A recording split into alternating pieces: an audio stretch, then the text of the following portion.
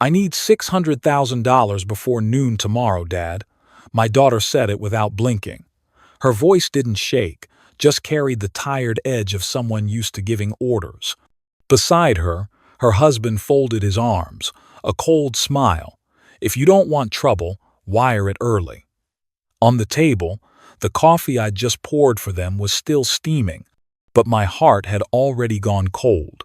$600,000, nearly the value of a lifetime building these garages, the value of the home her late mother guarded so carefully.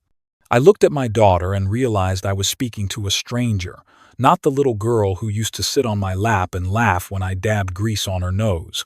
I didn't yell, didn't get angry. I just said softly, "Tomorrow, exactly 12 noon, come get it." My son-in-law smiled like he'd already won. My daughter exhaled in relief. And I reset the safe code, wrote a letter, and understood that tomorrow, what they opened, wouldn't be money, it would be the truth. If you're still here, I'd love to know where you're watching from. Every comment helps this story reach more hearts, and if it moved you, give it a like so others can find it too. My name is Luther Harrington, but everyone calls me Luke. I'm 68, living in Charleston, South Carolina. I was the founder and operator of the Harrington & Sons garage chain, the place where my crew and I fix cars, drink strong black coffee, and listen to sports radio every Monday morning. I lost my wife Evelyn 12 years ago in a crash on I-26. Since then, my house has been as quiet as an empty shell, and I've had only one person left in this world, my daughter, Natalie. When Evelyn died, Natalie was 28 green, never had to worry about money. I tried to fill the hole in her life with cash and indulgence, paid tuition for my 2 grandkids, bought the West Ashley house, gifted her the SUV she'd dreamed of since she was little. I thought I was making up for love. Turns out I was training someone to receive and forget how to give. Tonight, 11:58 p.m. The doorbell rang 3 times quick and sharp, like a hammer striking steel. I knew who it was. Natalie only rings like that when she needs money. I walked through the foyer, headlights from a white SUV cut through the frosted glass, washing the family photos on the wall, me holding her at 5, her high school graduation, then her wedding to Chase Porter, the smile of confidence and the calculating eyes. Each frame now felt like a ledger of squandered trust. I opened the door. They walked in like the place belonged to them. Natalie hugged me stiff, a beat too long, the kind of hug that tries to borrow your softness. Chase didn't bother with a greeting, just set a file on the table. White paper, black ink, the title, Investment Agreement 600,000 USD. Dad, you know this Chase has a big opportunity. A new EV startup, incredibly promising. If we don't pull this money together in time, he loses everything. Natalie rattled off, her pitch climbing, with each word. I sat down and gripped the coffee cup to keep from losing my temper. A big opportunity, huh? You sound more like a TV commercial than an investment. Chase cut in, dropping into the chair across from me. This is about reputation, Mr. Harrington. People know you're a big businessman, connected at the Charleston Country Club. I don't think you want them hearing your son-in-law owes money to a non-traditional investment group. I looked him straight in the eye. His breath carried whiskey and mint the scent of a man trying to mask fear. If intimidation's your play, you chose the wrong field. I've had engines explode in my face for 40 years. Natalie jumped in, eyes shining with stage tension. Dad, don't make this bigger than it is. I know you still have a reserve account. You always said family comes first. I did, but family isn't a bank, sweetheart. The air thickened. Only the wall clock ticked, heavy and slow. Then, Natalie played her last card, voice catching as she invoked her mother. If Mom were alive, she wouldn't let us struggle like this. It felt like a slap to the heart. Evelyn, the one who told me not to let Natalie live on money instead of effort, but my girl had learned to use her mother's name like a crowbar on my conscience. I looked at my daughter again. Diamonds on her fingers, a Cartier necklace at her throat, all gifts from me. Her eyes slid away, and her thumb spun her wedding ring. I knew that tell. She always did it when she lied. I didn't answer. I stood and went to the safe. I keyed the code, heard the soft turn of the tumblers, then pulled a thin file, my own records, transfer logs, receipts, and a few photos I'd hoped never to need. I set them on the table but didn't open them. Tomorrow, exactly 12 noon. Come get it, I promise. Chase smiled and stood first. I knew you'd do the right thing. I watched him leave the living room, his polished shoes clacking on the hardwood, a sound like a period at the end of trust. When they left, the house went dead quiet. I heard the Ashley River far off, like the past whispering. I opened the little cabinet by the fireplace, took down a warm bottle of bourbon, poured a glass, and drained it. I wasn't drunk. I was clear enough to hurt. Then I did what a part of me had prepped for 2 years. I lifted the landline and dialed May Garner, lawyer and old friend. May, they were just here. Activate Plan A23. Silence for a few seconds, then her voice calm, firm. So you finally made the call. No other way. I'm leaving Charleston in the morning. Darius will manage the garages for now.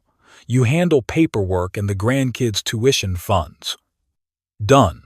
I'll lock all access except the 2 kids' tuition, per your instruction. Where are you heading? Savannah for now. I need a few quiet days.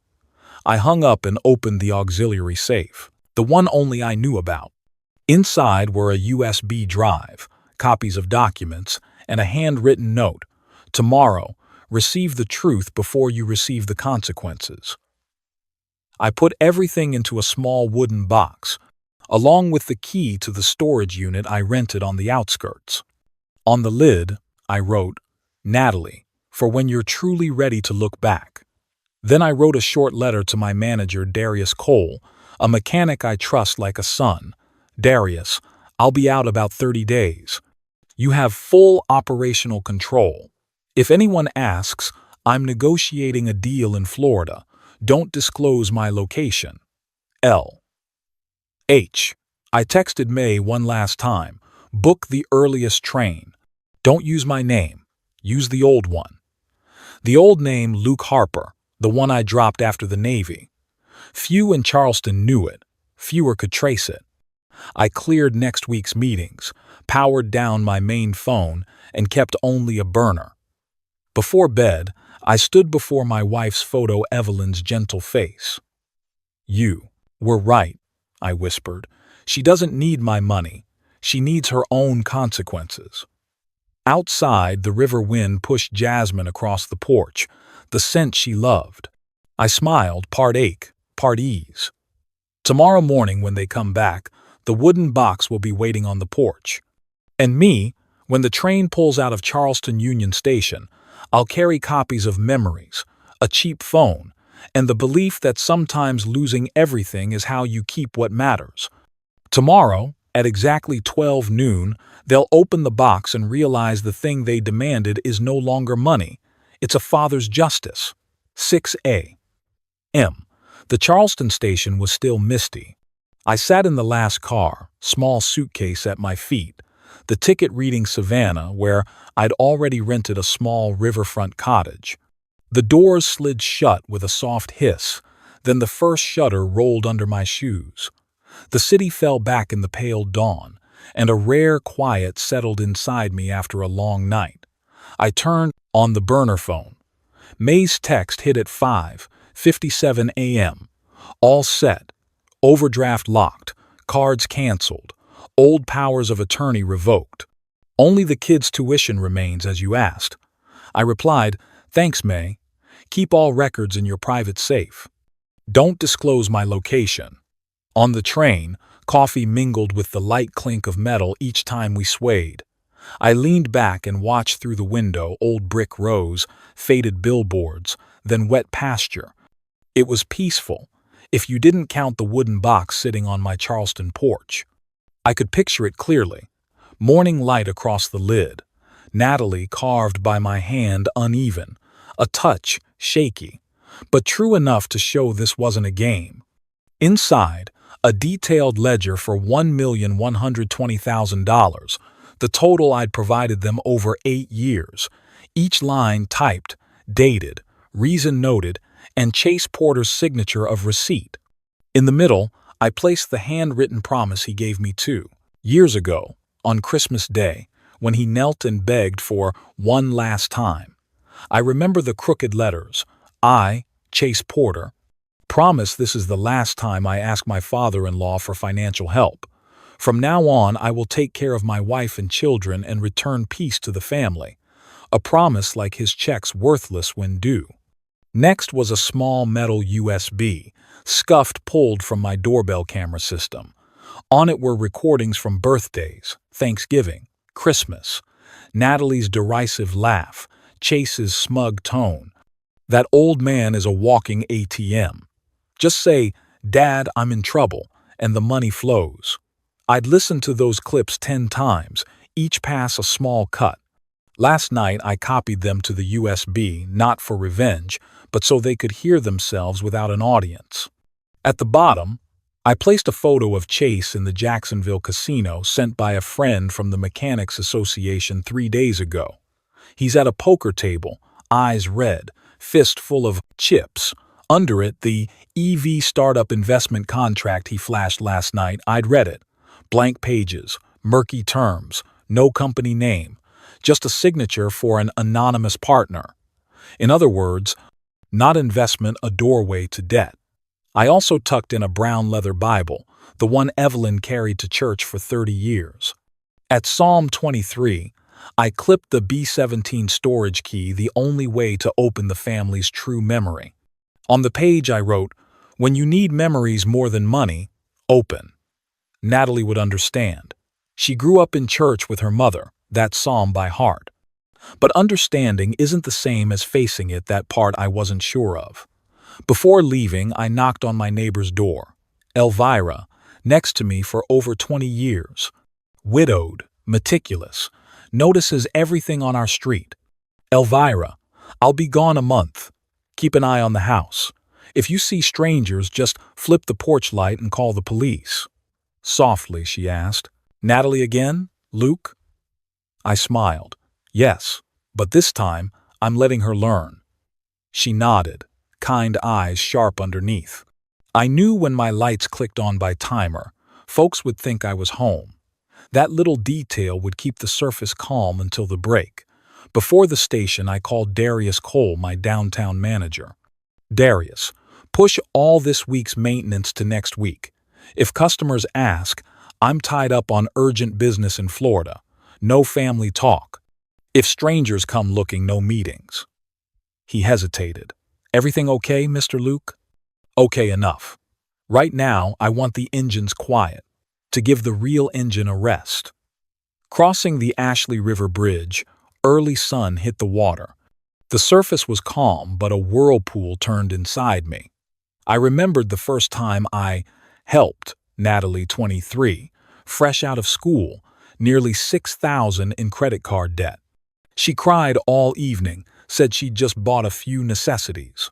I wrote the check and told her, "Don't tell your mother." I thought I was a good father. I didn't know that when someone learns tears have a price, they lose their self-respect. We stopped at a small station before Savannah. I got off with a suitcase, carrying only a few clothes, a laptop, and enough years to start over. The rental place sat by the Wilmington River, old wood, floorboards squeaking. The kitchen smelled faintly of fresh paint. I flipped on the ceiling fan, poured water, sat at the table, and opened May's email. Attachment 1. Screenshots confirming all credit lines and secondary cards for Natalie and Chase were frozen. Attachment 2. Copies of their house deed, legally held by my Evelyn Memorial Fund Trust. The home they live in has never been theirs. I leaned back and closed my eyes. I saw Natalie smile the day she moved in, saying, "Mom would be so proud." I stayed quiet then, couldn't say that the house existed by my signature, and now it was the symbol of dependence. Afternoon wind came through the window, carrying salt and damp wood. I took my notebook and wrote, "Evelyn, today I left the wooden box on the porch. Not to punish her, but to make her see her own face. Maybe only when things break do we hear our heart." Dusk light blurred the ink. I folded the notebook and stared out, thinking of tomorrow noon when Natalie opens the box. I knew she'd freeze, get angry, maybe resent me. But if lucky, after the resentment, she'd start to grow up. Night in Savannah was quiet. I lay listening to insects and a far train. Before sleeping, I glanced at my phone, an unread text from Natalie at dawn. "Dad, I know you're mad. I promise I'll pay it back. I just need time. Please don't shut the door." I set the phone down. No reply. Some lessons only land when every door stays closed. Tomorrow morning, when sunlight hits the Charleston porch and Natalie and Chase come looking for money, they'll open that wooden lid and face a reflection of greed, of years I overindulged them. Me, here on new ground, will pour a black coffee, turn on the old radio, and let truth do its work, a harsher teacher than any father. 12:05 p.m. Charleston stood still under a harsh June sun. Magnolia Drive felt like the block was holding its breath. The iron gate of my house stayed shut. Only a small wooden box sat square on the porch, sunlight splitting the lid in half, glinting off the hand-carved Natalie. The white SUV stopped out front. Natalie stepped out first, designer beige dress dotted with sweat, hair ruffled by wind. Chase followed, face tight. He pulled a cigarette and cursed under his breath, like the heat had gotten into his blood. "What the hell did he leave here?" he growled. Natalie didn't answer. She rang the bell, waited, rang again. No answer. Door locked. The house silent, like no one ever lived there. Wind skimmed the maples by the porch, spinning dry leaves around. Chase's expensive shoes. "Where'd he go?" he said, then bent to pick up the wooden box. "Maybe the money's in here." Natalie hesitated. Something made her hands tremble. She recognized the box Dad used it for Mom's keepsakes. Now it sat here like a message. Chase snapped the latch and lifted the lid. Wood creaked. No cash, just a thick stack of papers in a clear sleeve and a small silver USB. He pulled the first page, a detailed ledger titled Financial Support 2013 to 2021. The bottom line froze him. 1,120,000 USD. "What is this?" he rasped. Natalie took the stack. Each line was a memory or a slap. College tuition 42,000. Credit card payoff 5,800. Home purchase assistance 230,000. Medical expenses 9,400. Emergency loan for Chase Porter 75,000. Last time loan with pledge 150,000. At the end sat the promise Chase wrote on December 25, 2021. "This is the last time I request financial help.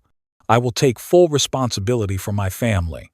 His signature below, messy, undeniable. Natalie lowered her head. Her lashes shook. In her mind, Dad's words echoed, "Family is not a bank." Chase crumpled the page and tossed it. "He's lecturing us. Damn it, I thought he'd stash cash in here." He grabbed the USB and plugged it into his laptop. The screen popped up with a single folder. For Natalie and Chase. He clicked. An audio clip played Natalie's voice, bright but cutting. "Dad never understands. He likes the feeling of being a benefactor. Let him think he's saving us." Then Chase's voice, clear as a bell through the laptop. "He's a walking ATM, just shed a few tears and the money pours." Nobody spoke for a few seconds. Wind moved through the trees. The laptop speaker threw their words into the still air. Neighbors peered from behind curtains. Some recognized Natalie, the once proud daughter of Mr. Harrington, now standing on her father's porch, pale, listening to her own voice without polish. Chase slammed the porch rail. Wood groaned. "I'm not letting him humiliate us." he barked, then kicked the box. The lid flipped, papers skittered. A photo landed at his feet. Chase at a Jacksonville poker table, whiskey in hand, a fist of red chips, timestamp dated a week ago. His face blanched. That old man was trailing me. Natalie looked at the photo, then at him. You told me that trip was to meet investors. Chase said nothing. He bent for his cigarette, lit it, and muttered, Forget it. Grab the USB. We'll deal with this later. But Natalie wasn't listening. She stared at the house. The door locked, curtains drawn. Her father had truly left not just this place, but the gains, loop of abused trust. She pulled out her phone and tried a quick card payment. The screen flashed. Transaction declined. She tried again, declined. Cold crept up her spine. Chase glanced over. What? My card isn't working. He swore and dialed someone, voice dropping. Listen, I'll get the money. I just need 2 more days. The voice on the other end was steel. Deadline is before 12 noon tomorrow. After that, we visit your family. Chase went silent, then hung up. Fear in his eyes hardened into anger. This is all his fault, he said, jabbing a finger at the house. Right then, Elvira stepped through the fence, phone in hand. She looked at the two of them on the porch and spoke calmly but firm. The police are on their way. You should leave if you don't want more trouble. Chase snapped. You have no right. I do, Elvira cut in. Mr. Harrington authorized me to watch the place. And I don't like trouble on this block. Chase backed up a step, then another. Finally, he flicked his cigarette onto the brick, spun, jumped in the SUV, and tore off in a cloud of white grit. Natalie stayed, hands slack at her sides. She looked around the porch, the geraniums her mother had planted, the lace curtains her father never changed. She sank to the step, hand on the box. Inside, only the brown leather Bible remained. She opened it. At Psalm 23, a small key slid between 2 pages. Beside it was her father's note. When you need memories more than money, open. At the bottom of the page, the ink wavered but held firm. She touched the line, vision blurring. A strange feeling spread through her chest, angry, tender, ashamed. She whispered, Dad, you knew all along, didn't you? Out on the street, Chase's SUV was gone. She didn't know where she'd go, only that she couldn't return to a house legally in her father's name. In Savannah, I sat by the window watching the river ripple. My laptop pinged with an email from May Garner. Luke, the ownership record for Natalie's house has been updated. The home has been titled under the Evelyn Memorial Trust since 2021, so no one can mortgage or sell it. Sending copies for your file. I opened the file and scanned the clauses. My name and Evelyn sat side by side under trustees. I exhaled long, light. I never wanted my daughter on the street, but I couldn't let that house, her mother's keepsake, fall into a man like Chase's hands. Another email from May popped in. One line. Do you want to keep renewing the grandkids' tuition? I typed a short reply. Yes, the children are not at fault. I shut the laptop and looked out at the water. Afternoon light scattered on the surface like coins. I thought of Natalie likely on the porch, holding the B-17 key, unaware that the storage unit held the truth of her life. I sipped cold coffee and murmured to myself, this noon, they didn't get money, but maybe, for the first time, they'll see the price of abused trust. And I knew from that moment on, their lives had a new map, no cash for a compass, just truth and consequences for a North Star. That afternoon, Charleston's sky went gray like rain was coming. Natalie drove her SUV past Magnolias, her hands trembling on the wheel. The tiny key she'd found in the Bible that morning lay in her coat pocket, cold metal seeping into her skin. On the note beside it were 3 characters, B-17. At the bottom was my father's handwriting. When you need memories more than money, open. She drove to the address on the storage rental receipt, a long steel row of units on a suburban road out to the port. Every unit looked the same, only the numbers and locks were different. No one paid attention when she stepped out, hood up, fingers clenched around the key. The lock on B-17 was old but clean. She slid in the key, turned once, and heard a soft click. The metal door lifted, and the smell of wood and the dust of time wafted out, familiar in a way that was hard to name. Inside, a faint light from a small window fell onto a large oak box covered with a thick cloth. Next to it sat a cardboard carton and a few small plastic bins. She pulled the cloth back and saw a wooden-framed photo of father and daughter years ago.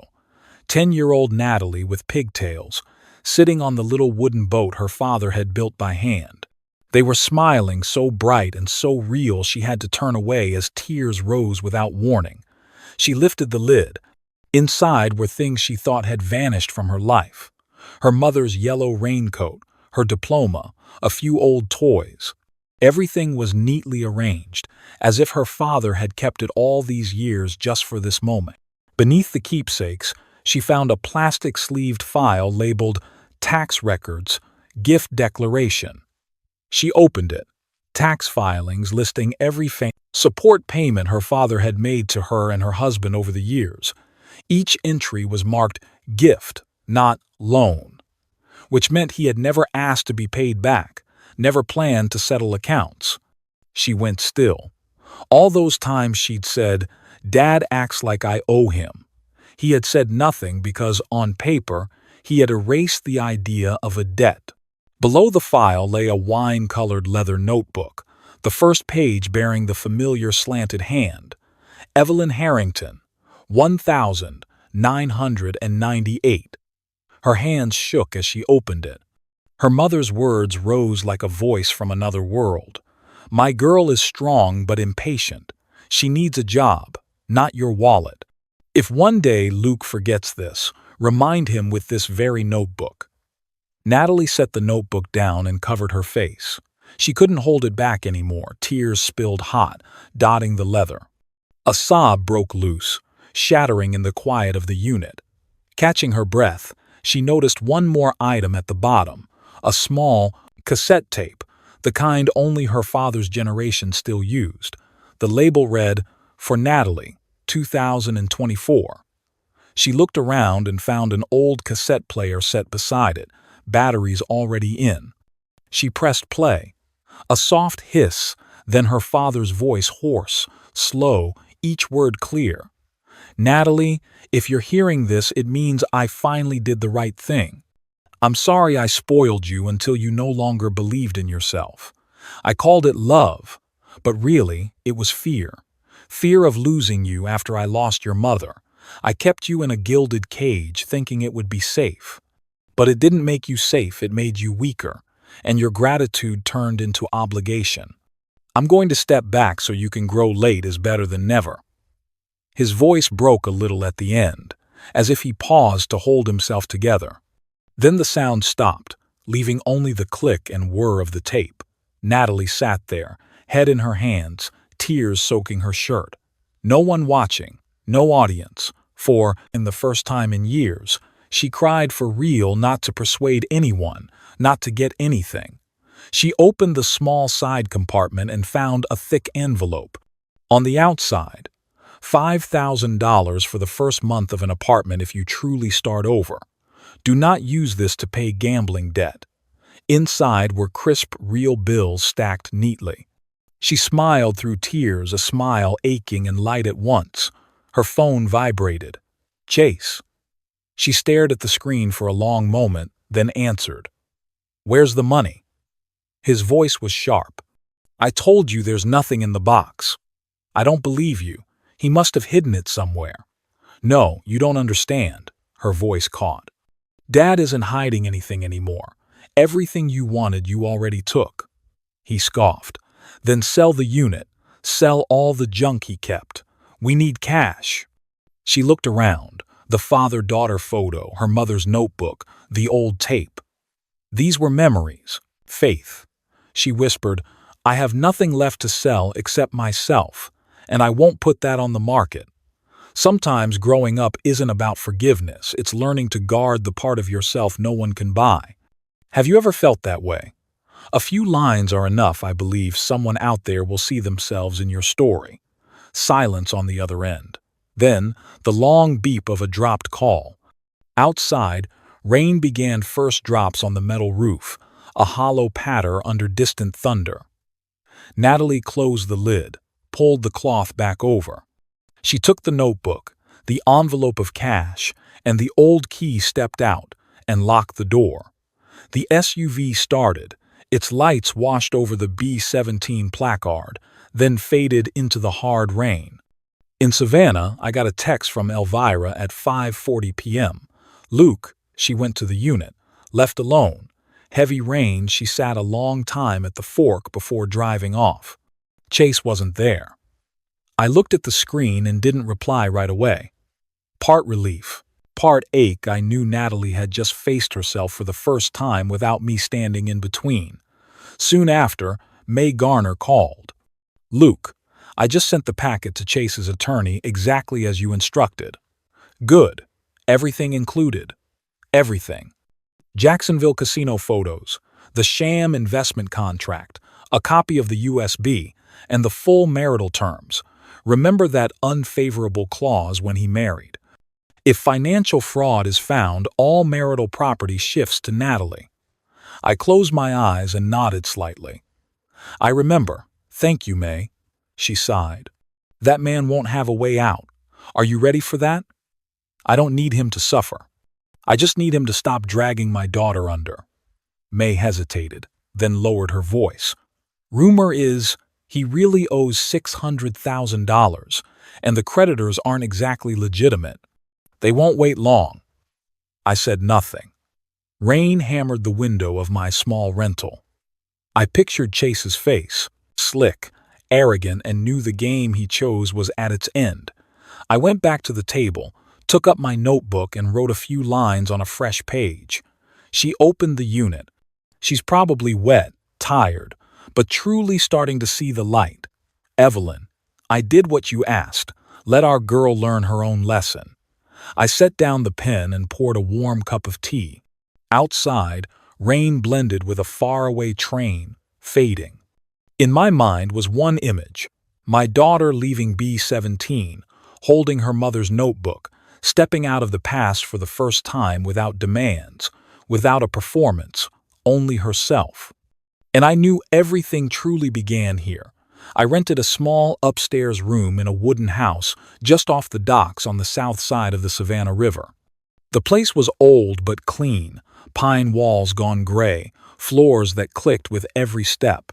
From the window I could watch fishing boats every morning, white engine smoke dissolving into the mist.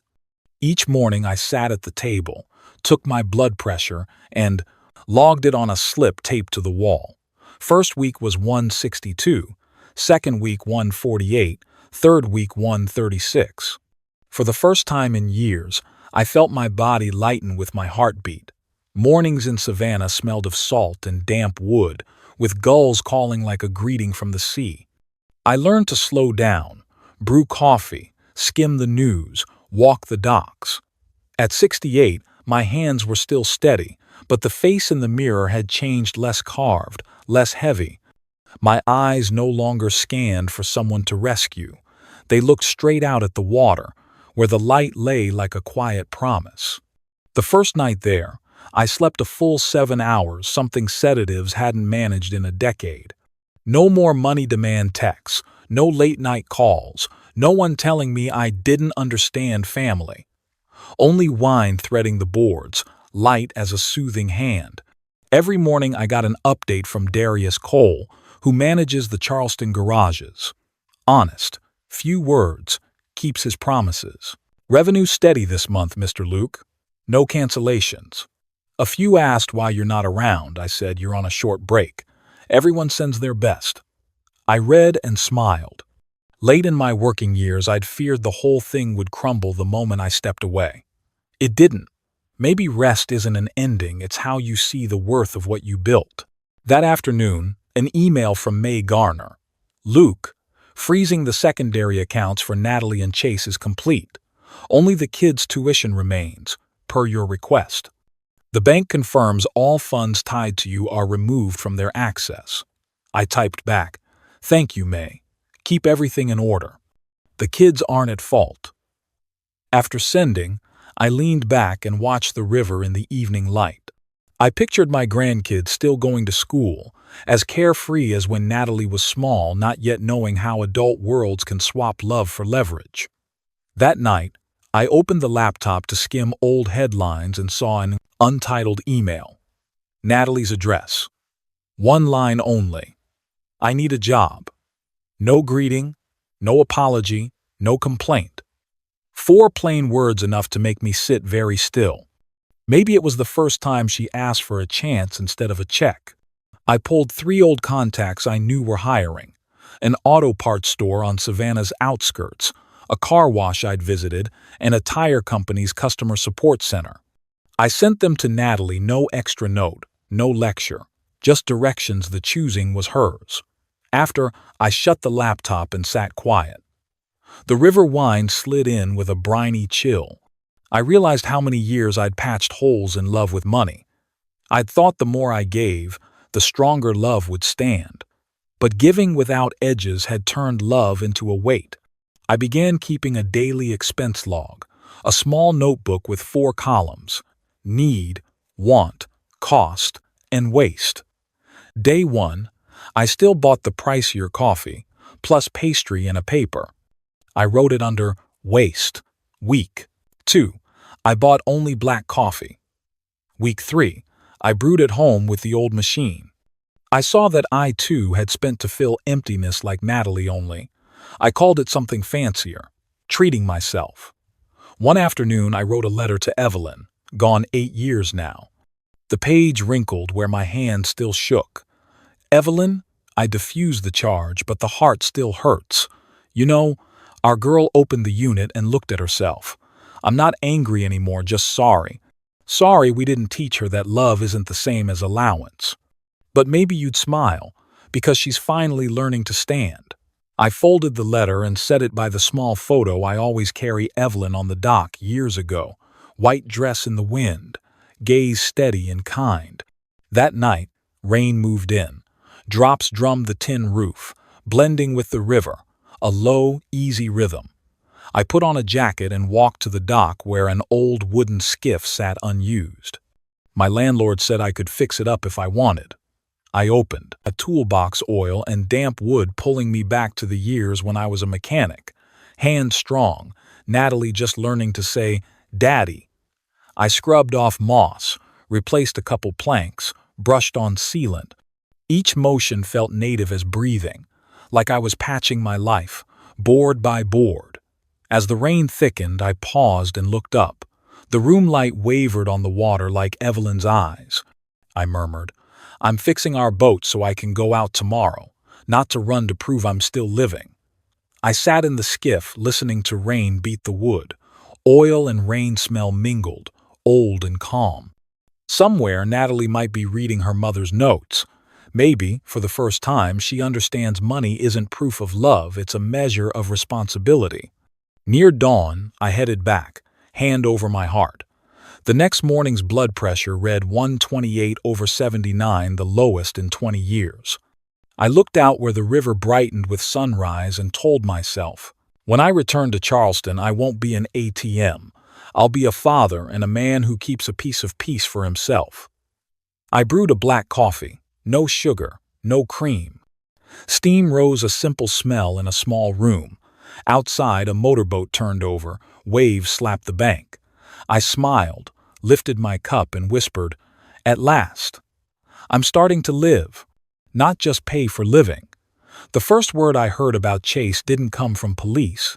It came from a friend at the old Charleston Marina. A short message. 2 well-dressed men asked about Chase Porter. Polite, sharp suits, but their eyes didn't look like they were looking for a buddy. Below was a distant photo.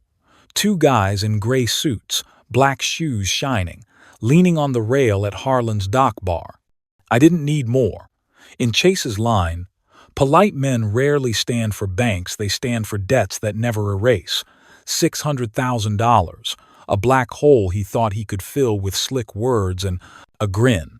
Natalie was different. Elvira told me on a short call. She's up early these days, Luke. I see her walk past with a stack of resumes every morning. Even when it rained. She submitted more than 40 applications in 2 weeks, convenience stores, supermarkets, little repair shops. Everywhere said no. A decade as a stay-at-home wife, blank work history, no references. Some places even asked, "Do you know how to use a POS system?"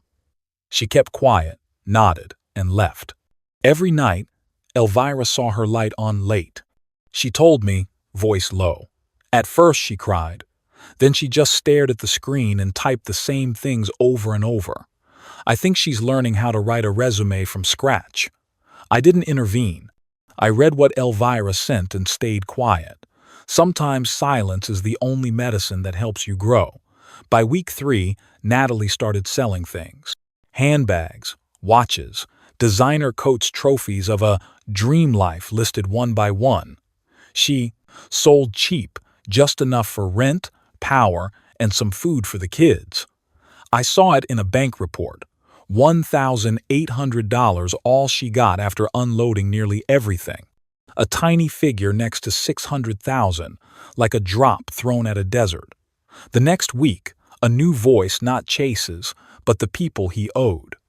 Natalie's house phone rang at midnight. The recording Elvira forwarded was 7 seconds. "We don't need Mr. Porter. We count by the day." And the clock has started. Even, light, no bark cold enough to chill the spine. I pictured my daughter in a quiet house, kids asleep, that yellow lamp on her stunned face hearing those words. I know that feeling when fear loses shape and becomes only time passing. The next morning she almost called me. Elvira said, "I saw her dial and then stop." Then she opened that leather notebook her mama left, read a line and nodded. I knew the line in Evelyn's hand. "You need a job, not your father's wallet." She shut the notebook, stood, and went out. A week later, Natalie got hired at a small car wash on Rivers Avenue, morning shift from 6 a.m. to 2 p.m. Simple work but heavy.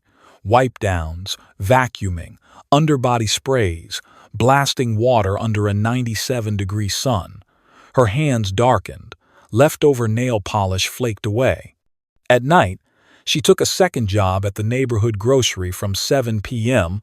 to 11 p.m., stocking shelves, counting milk, mopping floors. Elvira said she stopped in for bread and saw Natalie pushing a cart, and she smiled and said hello, not ducking like before. "She doesn't complain now," Elvira said. "She even greets people she used to ignore. It's like she peeled off a mask." I listened, chest heavy. Something in Elvira's tone made me proud and hurt at once. Every smile now had been earned by scraping away decades of dependence. I got a text from Natalie about 2 weeks after she started. "Dad, I'm sorry I didn't reply sooner. I'm working. Everything's okay. Nothing else. No help. No money. Just working." I didn't respond right away.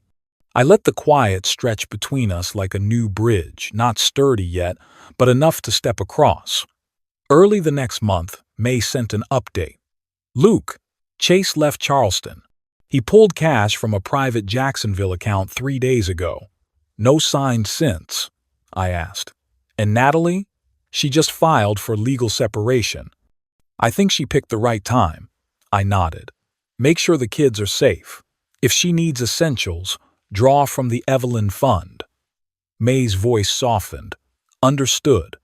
You never change, always thinking of others first." I smiled, sad. "Different now, May. I'm careful who deserves it."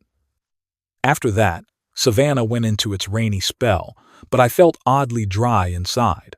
I often sat on the porch and watched the river, thinking about Natalie, the daughter who once asked for $600,000 like it was an item on a list. Now she worked at a $10 an hour job, hands in soap and cold water, but her eyes were likely brighter than ever. Elvira texted, "Today I saw her smile for real. Not smile to be forgiven, but the kind that says she knows she's alive." I read that line for a long time. Then I folded the phone, stepped down to the dock and stood by the old skiff rocking on the water. I laid my palm on the rail, felt the dry paint, and thought, she's learning to swim across that $600,000 black hole, not with money, but with sweat. I knew she might still stumble, still be scared, but this time I wouldn't pull her up with my wallet. I'd let work teach what a father couldn't, the worth of self-respect. When night fell, I made tea and watched black wings skim the surface. Far off, a train horn stretched into the rain. I closed my eyes, drew a long breath, and spoke softly to Evelyn in my mind. "See that? She's doing it. No. 600,000 needed just 2 hands and pride. Maybe from here, she'll find her own light and I can finally let go." One morning in mid-July, with Savannah still in mist, Elvira called. Her voice was small and warm, like she didn't want to break something delicate in the air. "Luke, I have something for you. A handwritten letter. Not mailed, she asked me to bring it to you." I paused. It had been a long time since I'd received a real letter no one writes anymore, not in a world of phones and email. I asked her to read me the first line, just to be sure I wasn't dreaming. She laughed. "I think you'll want to read it yourself. It's only a few lines, but my hands shook holding it." 3 days later, a small cream envelope arrived. The paper still smelled like soap, the cheap kind, probably from the wash bay. The writing was uneven, messy, each stroke like it carried a breath.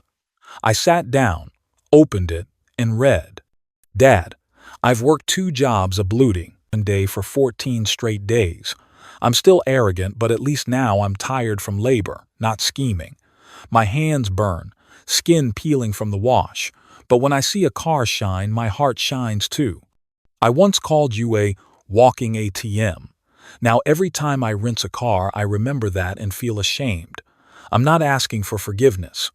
I just want you to know I'm trying to live without withdrawing anything but sweat." I stopped there.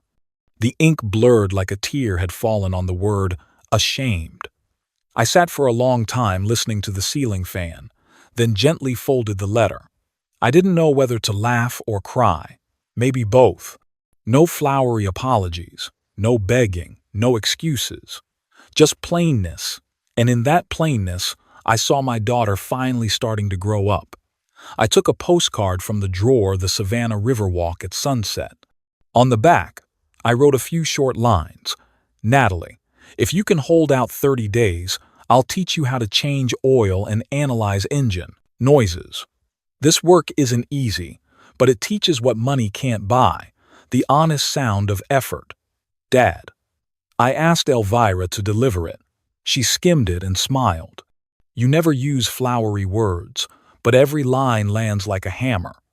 A week later, Elvira called again, a strange kind of happiness in her voice. She laughed when she read your note. She said, "This is the first time Dad promised me something that has nothing to do with money." I laughed too and felt warm inside. Having someone want to learn from me, not ask from me, is a gift. The next day, I got another email. Not from Natalie this time, but from Chase. It came from his old account. Same display name. Just a few lines. "You know marital law. I can't give you anything. I'm sorry." No subject, no signature. I read it twice and hit delete. His sorry felt like steel, not remorse. Just the moment he realized there was no law left to twist to save himself. Elvira said when Natalie got the same email, she simply read it, closed the laptop, and stayed quiet. No tears, no shouting, no telling anyone. That afternoon, she went to City Hall and filed to change the kid's last name back to Harrington. "If it's legal," she said, "I want them to carry the name of the person who never abandoned them." When Elvira repeated that line, I had to step out on the porch to hide my eyes. River wind blew in salty, cold, and somehow kind. Some apologies don't need words. They're made of acts that protect dignity. I sent Natalie a small wooden crate through Elvira. Inside was the old tool set I'd used through my first 20 years in the trade. Wrenches, adjustable spanners, a pressure gauge, screwdrivers, all old, but each one cleaned and oiled by my hand. On the lid I taped a note, "Heavy tools, but they'll lighten your mind." I didn't know if she'd get it right away, but Elvira said she smiled. She set the box on the table and touched each tool like it was a piece of memory. The very next day, May called, sounding unusually upbeat. "Luke, I enrolled Natalie in a weekend safety class. If she wants, Darius agreed to let her apprentice at the satellite garage." I chuckled. "So Darius is about to have someone learning and asking nonstop." May laughed. "Let her learn. I see something in her eyes I've never seen before. Heat." From that day on, I watched from a distance, not with worry, but with careful faith. Every morning I still sat on the Savannah porch, logged my blood pressure, listened to birds, then opened my phone to see Elvira's photos. Mostly ordinary moments. Natalie, in front of the car wash, hair tied high, uniform soaked, or sitting in a training session with Darius, hands collused, eyes bright. I didn't send praise or say, "I'm proud." I just saved every photo in a folder called Reviving Engine 2024. Because I knew I was watching another kind of engine restart, not a car, a human, a soul. One afternoon, Elvira texted, "She wants to know if you like the sound of a diesel." I answered, "I do. It isn't smooth, but it's honest. Like people who work noisy but warm."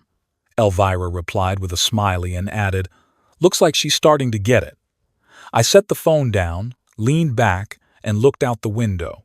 Summer sky over Savannah was wide and clean, wind skimming the wood roof, waves knocking the side of the skiff I was fixing.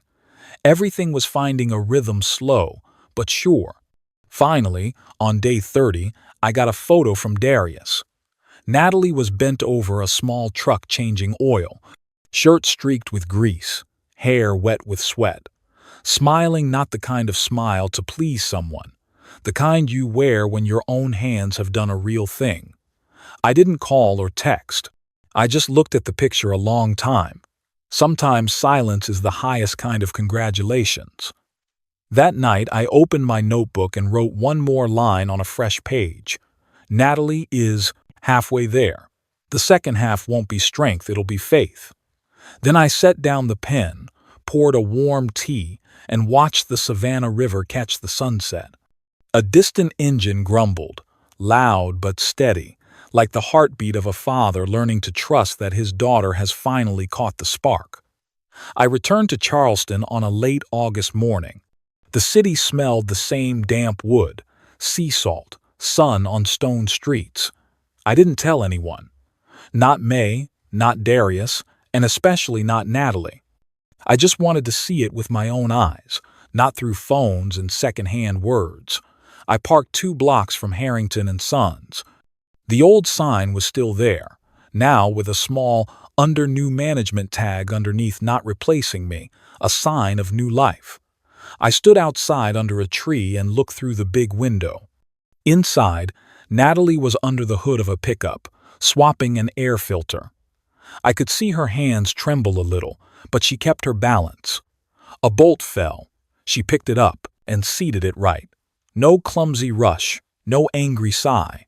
Darius stood nearby, arms folded, just watching.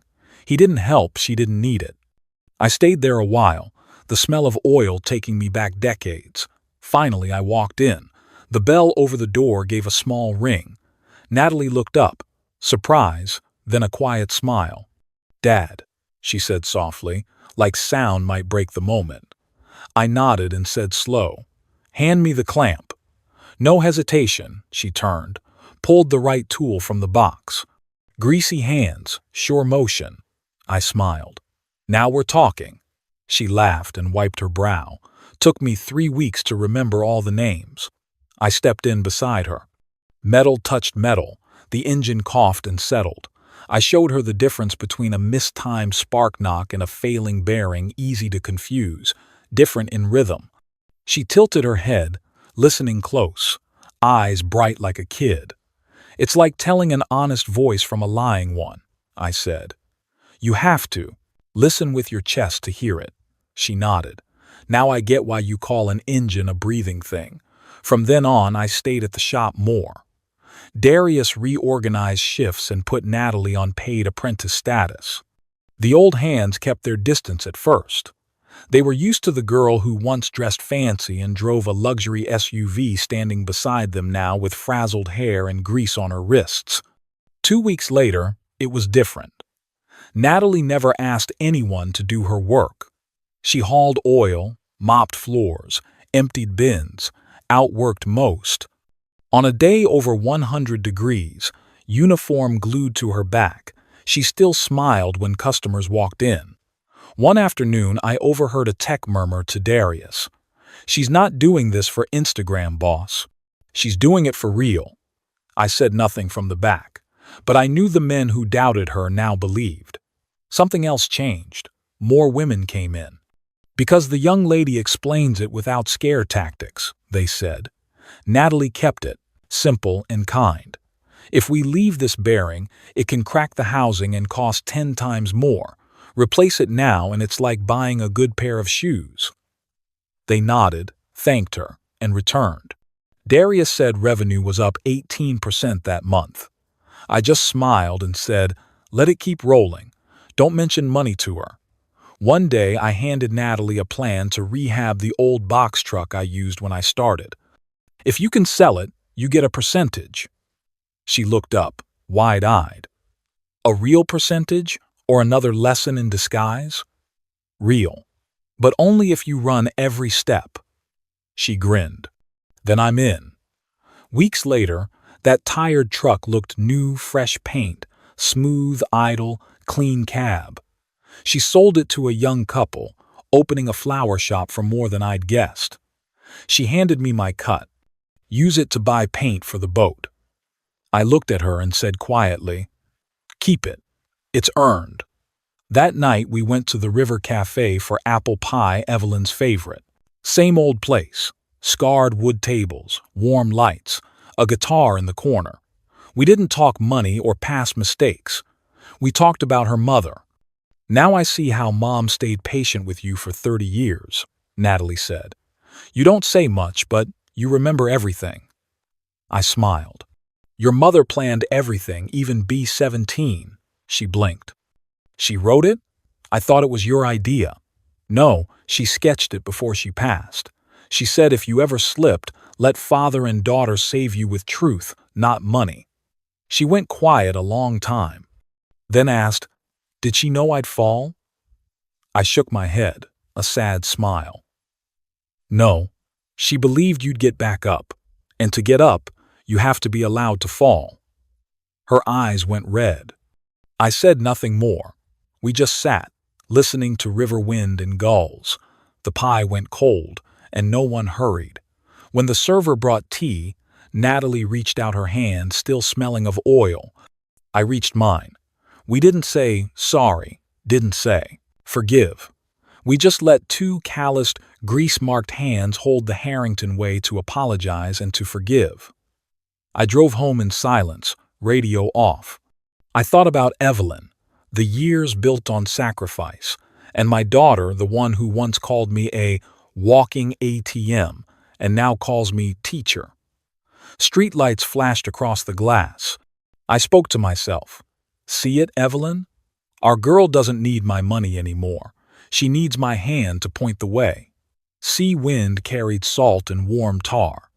I felt light, like the first time I took a boat out, no ballast, just a new kind of trust, that what breaks, if you grind it back with love and work, won't just fix, it'll run smoother than before. 3:07 a.m. The phone's ring cracked Charleston's night. Outside, wind whipped the roof, creaking like a warning. Natalie sat up. The kids slept in the next room, breathing even and soft. Unknown number on the screen. She hesitated a few seconds, then answered. "Hello?" A man's voice, hoarse, cold, as steady as a recorder. $600,000. Deadline is tomorrow morning. We don't call twice. She froze. He didn't need to shout. Danger was in every word. She sat up straight, hands shaking, and the first thing she did not do was call me. Instead, Natalie opened her laptop, pulled every threatening email and text from Chase's partners, saved them, took screenshots, then dialed the police. "This is Natalie Harrington. I'm being threatened over a debt I didn't incur. I have emails and texts as evidence." Her voice shook, but it was firm. The dispatcher replied, "We'll have patrols check your area first thing. Stay calm, lock your doors, do not go outside." She nodded and hung up. Lights on, her face in the mirror pale, tired but no longer the woman who panicked at bank calls and card alerts. For the first time, she faced it without running. 7 a.m. My phone rang. May Garner. "Luke, Natalie," reported the threat.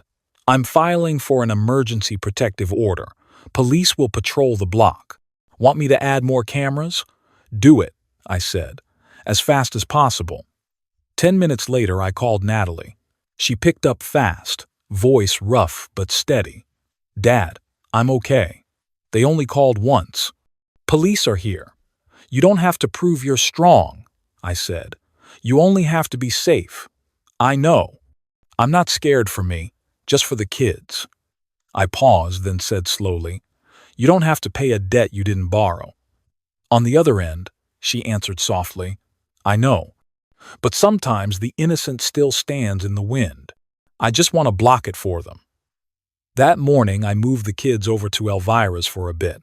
She welcomed them like blood, saying the familiar line, "My house could use more laughter. A few days here will do just fine." Tough woman, warm voice. With Elvira there, Natalie could breathe for a few nights. By afternoon, news started to leak. May called back, voice tight. "Luke, New Orleans police made contact. They found traces of Chase at the old port, wanted for suspected financial fraud. Looks like the creditors got to him first. They arrived 10 minutes before police, and then he vanished." I didn't ask for details. I didn't need a picture to know the end of a man like Chase, someone who borrowed people's lives to play his own game. The next morning, I went to the shop early. Dawn, dew on hoods. I told no one about the night call. Part of me feared Natalie would skip, or at least be too rattled to work. But at 8 sharp, she walked in. Uniform spattered, hair tied high, hands still shaking a bit but her stride straight, her eyes clear. "Morning, Dad. Busy day," I said, steady. "You up for it?" "I am. Work helps me think less." She went straight to the tool bench, gloved up, popped the hood on a sedan waiting for plugs. No one pried. Darius caught my eye and winked. "Let her be." I watched from a distance. My daughter in coveralls, sweat in her hair, focus in her face. Not the heiress who once asked for $600,000, someone new, forged by living. At noon, I brought over the lunch Elvira sent. She ate slowly, hands still shaky, but smiled. "I thought I wouldn't sleep last night, but I still got up on time. Turns out fear isn't stronger than discipline." I smiled. "That's a win. Not over anyone over your fear." She bowed her head and, after a beat, said softly, "I think Mom would be proud."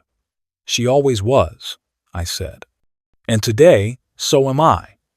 Evening fell. The shop stayed open late. Curiosity and trust brought customers in, some drawn by the local write-ups about the brown-haired woman on the floor. Natalie worked straight through, sleeves rolled, eyes bright under the fluorescence. At the office desk, I opened the old leather journal Evelyn once gave me and wrote, "Today, she beat the fear. No one rescued her. She stood up herself."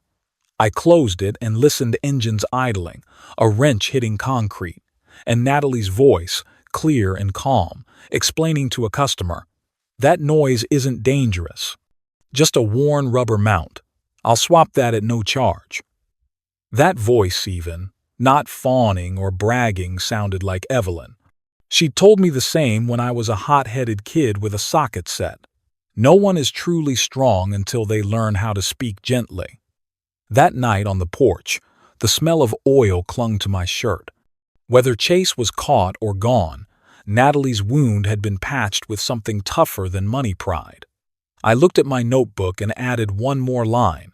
It's time to open the door wider. Not just for Natalie, but for every woman ever dismissed in a world of oil and gears. The next morning I met with Darius and May and kept it short. This Saturday we start a free class for women, how to understand their cars, change a tire, check oil. Natalie will teach. Darius nodded and grinned. I'm guessing she'll say yes.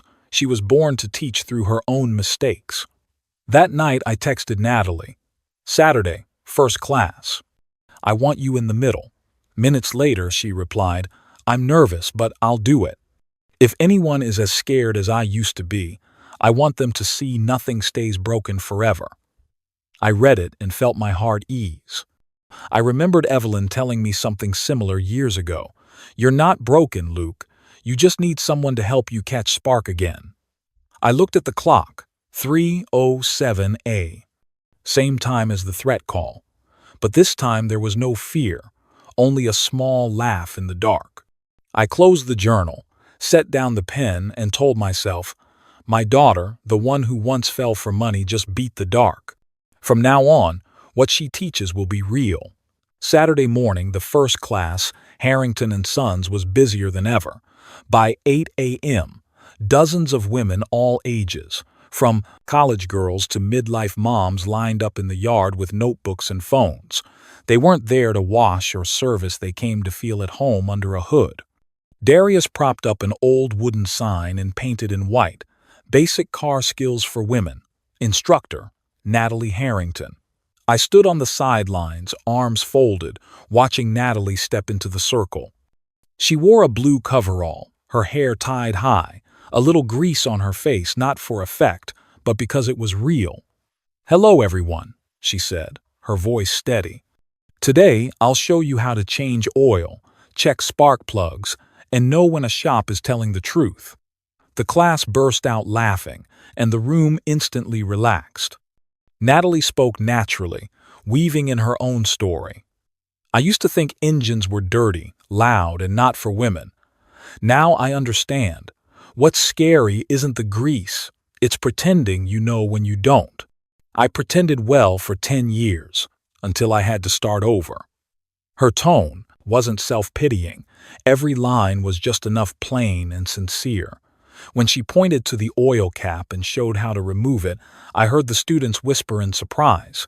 She used to be a businessman's wife? She looks like an engineer now. I stayed in the corner and just observed. I didn't step in, didn't coach, because now the person leading wasn't me. 3 days later, the Charleston Chronicle ran a half-page piece, Father and Daughter at Harrington Garage, teaching women not to fear the engine bay. The photo showed the two of us, Natalie grinning, a wrench in hand, me behind her, a smile under a grease-streaked face. The article ended with, at that garage, value isn't measured by a paycheck, but by self-respect polished clean day after day. I read it without a word. But Darius ran around the shop bragging. First time a paper printed Harrington without a typo. Customers started coming in, more part curiosity, part wanting to meet the famous mechanic. But what made me proud wasn't revenue. It was how Natalie handled it. She didn't soak up attention, didn't show off. She just kept working with a measured smile. At a meeting, Darius pitched an idea. We should add a mobile unit, one service van with basic tools, go straight to customers' homes, oil changes, diagnostics, light roadside help. A lot of women still don't like going to a shop. They'll love this. I kept quiet for a few minutes, then turned to Natalie. Try drafting the plan. Costs, routes, staffing. But remember, no owner's daughter privileges. Do it like any other employee. She didn't react, just nodded. 3 days later, I got an 11-page plan. itemized costs, a mock layout of the tool bay inside the van, even a customer survey. Darius finished reading and clapped. "I've never seen a cleaner proposal unless it came from you, Luke." I laughed and looked at my daughter. Approved. "But remember, we allocate 10% of profits to the Trade Skills Fund for high school students." She nodded without argument. She only asked, "What's the project name?" I answered, "Evelyn Drive to honor your mother." She gave a small smile and looked out to the yard. In her eyes, I saw belief not in money, but in creating value. A week later, Natalie walked into my office with an old envelope. I think you'll want this back." I recognized it immediately, the $5,000 I'd left in storage B17, labeled "First month's rent if you truly start over." Still sealed. "What do you want to do with it?" "Invest in the van. Darius says it's enough to buy the first mobile toolkit." I sat quietly, then nodded. "All right, but on one condition. You own the KPIs. If the project fails, I won't bail you out." "I know. You already told me no one learns anything from money that covers the loss." We looked at each other and both laughed.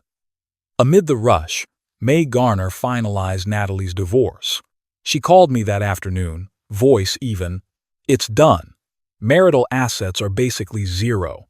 Chase moved everything, but she won't contest it. She just wants to end it quickly and get custody." I exhaled, like setting a heavy load down. "Thank you, May. As long as the kids are safe." She replied, "I think Natalie's safer than ever because this time she doesn't need anyone to protect her." That evening I went to Elvira's to pick up my grandkids. Small house, red geraniums on the porch, the smell of fresh pastry drifting out to the gate. The kids ran out, beaming. The older one said, "Grandpa, Mom smells like soap now, not perfume." I laughed and ruffled his hair. "That's because she's doing real work. People who smell like soap know what they're worth." I glanced over at Natalie, standing on the porch, wiping sweat from her brow. Her smile wasn't defensive or forced anymore. In her eyes, I saw Evelyn calm, clear, and at peace. That night the shop closed late. Natalie stayed to review the numbers, taking careful notes.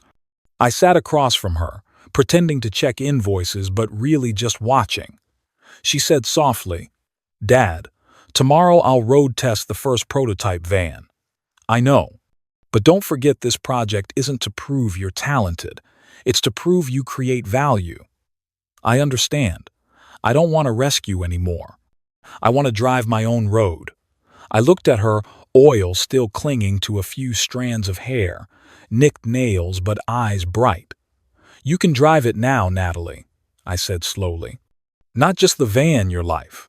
She laughed and used a rag to wipe my hands, hands that had known nothing but grease for a lifetime. "I think Mom would love this class in this van." "Yeah," I nodded. "Because it doesn't rescue anyone, it shows them they can rescue themselves." We sat for a long while, listening to the buzz of the used.indie neon and the faint scent of metal in the air.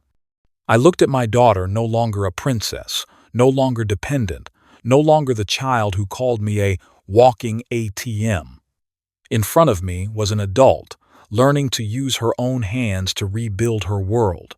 And when she lifted her head, I swear I saw Evelyn in her eyes, gentle, steady, and full of the light you only find when you create value instead of waiting to be saved. That morning, Charleston's sky was unusually clear. Sunlight flashed off the service van's metal skin, the words "Evelyn Drive Harrington and Sons" printed bold on the side. I stood on the shop porch with a hot coffee, watching my daughter straighten the tool board, whistling under her breath. Today was the van's first run. Natalie wore a gray uniform with a small shop badge, professional and unpretentious. Darius stood beside her, checking the customer list. "First call is a dead sedan at the Brookdale supermarket lot," he said. "Is Miss Harrington riding along?" I asked. "No, she's going solo." Darius grinned. "She said, 'Dad taught me enough. Time to trial by fire. I didn't say more. I placed my hand on the hood, feeling the metal warm in the early sun. Around 9:30, I got a text from Natalie. Done. She cried when the engine started.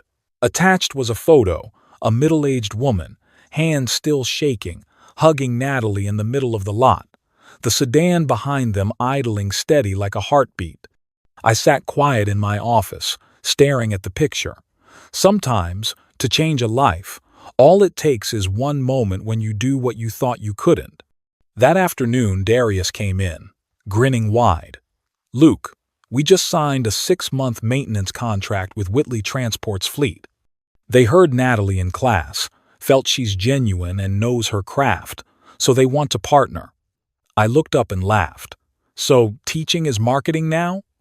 No, it's trust. People trust her more because she doesn't try to look perfect. I nodded. Maybe that's it. My daughter learned to inspire without grandstanding just by doing the work and living honestly.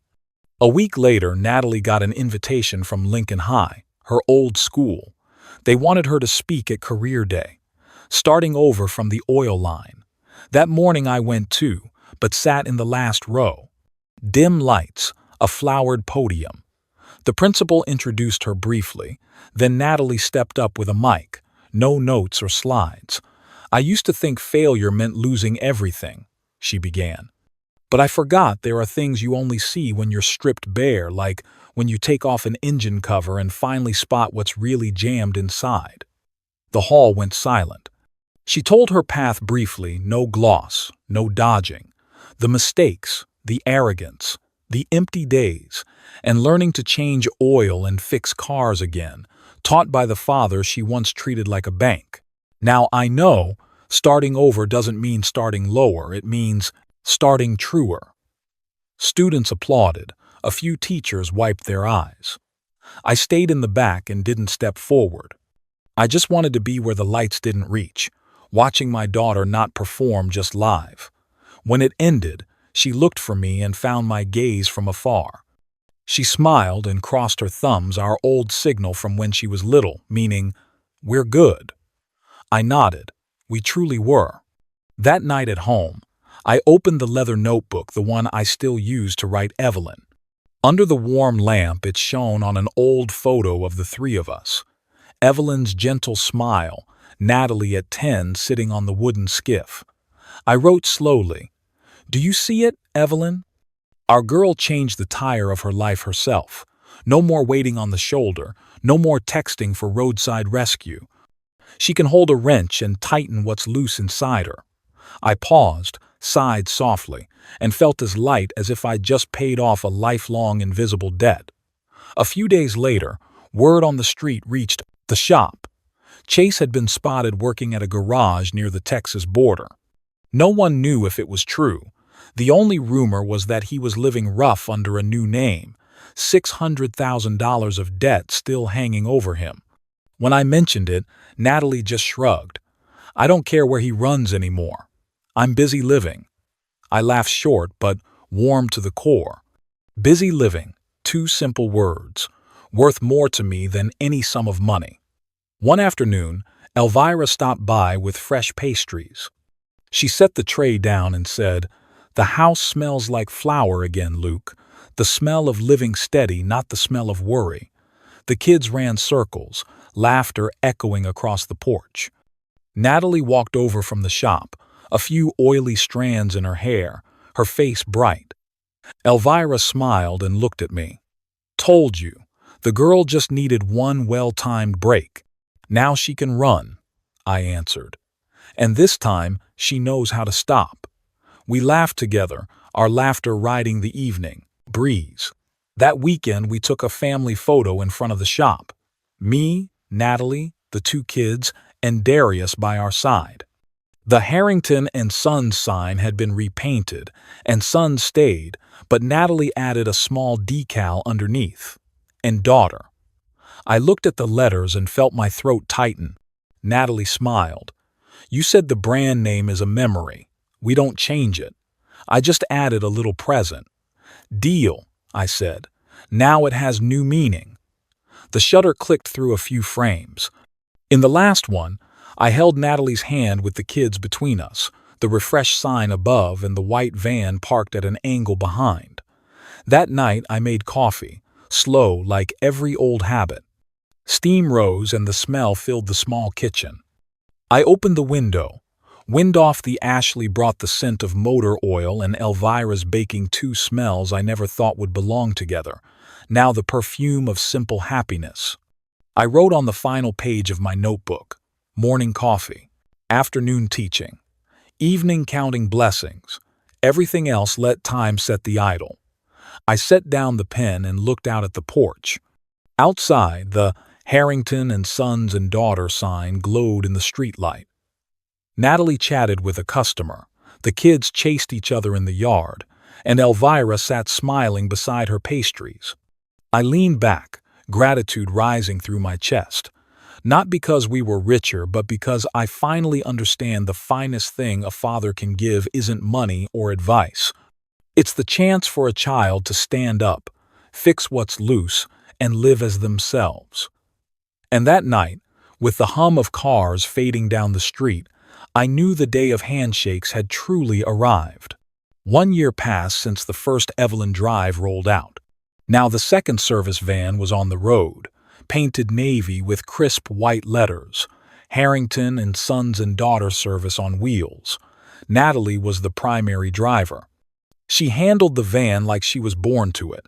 In the passenger seat rode a new trainee, a 19-year-old who'd taken last month's free class and returned as an apprentice. Those classes ran every month now, packed wall to wall.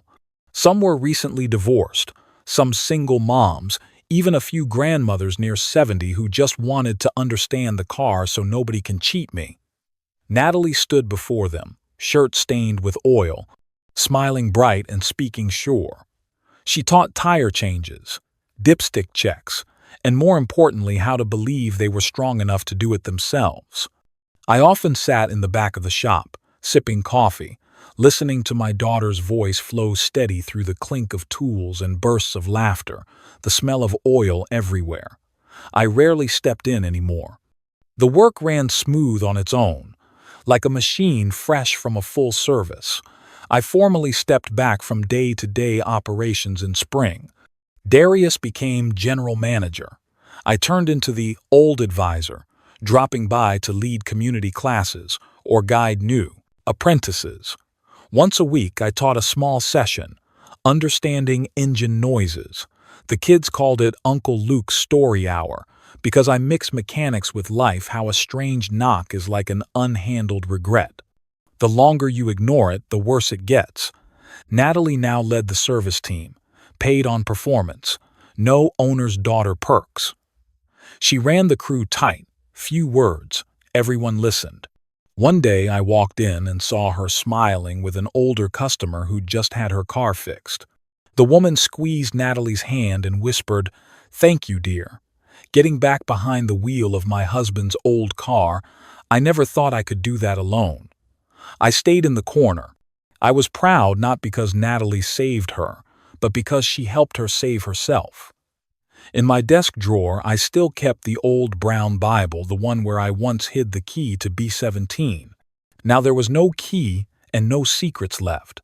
I'd replaced it with gift vouchers for free classes, for anyone who truly needed a start. On each card, Natalie wrote by hand, "If you ever thought you couldn't start here." Sometimes someone would come in, hands trembling around that card, and ask, "Where do I redeem this?" I'd smile. "At the shop or anywhere you're brave enough to try again." One afternoon I sat on the porch as the Ashley's breeze carried motor oil and pastry scents together, half-cold coffee on the table. I reopened Evelyn's notebook, its last page frayed. Her handwriting still clear, slanted, gentle. "Teach her by pulling your hand away." I smiled and whispered, "I pulled it away at the right time, Evelyn." Just then, another hand rested on my shoulder, smaller, calloused, a touch of grease. "I just finished changing the van's tire," Natalie said. "You should rest. Let me handle it." I turned and caught that smile, the smile of a woman who had fallen, cried and stood with her own two hands. Evening light lit her hair so bright I had to squint. We sat together without another word. Between us there was no $600,000, no regret, only a new kind of value money can't measure. I looked up at the sign outside, Harrington and Sons and Daughter. The paint still bright, a smear of oil in the corner that Natalie wouldn't let anyone wipe off. She said, "That's your handprint, Dad. Leave it, so I remember where it all began." I just smiled, feeling a peace I'd never known. Life doesn't always need to be scrubbed clean. It needs the grease marks of love, learning, and the kind of patience time can't erase. Thank you for staying with my family's story until the very end. I know each of you listening might be somewhere different, some in the middle of a weary stretch, some starting over after a loss, some still afraid to lift the engine cover of your own life. What city are you watching from? Leave a comment and tell me about a time you changed the tire of your life when you redid something, even small, with your own two hands. I'll read every word, the way I read every page of Evelyn's notebook. And if this story touched you, a like, a comment, or a subscribe will help our free classes travel farther to anyone still afraid they're not good enough to begin again. Thank you for walking with us, for giving your time to hear a father's story and his daughter's grease-stained hands. See you in the next story, where another heart learns to catch spark again, smoother, stronger, and freer than ever.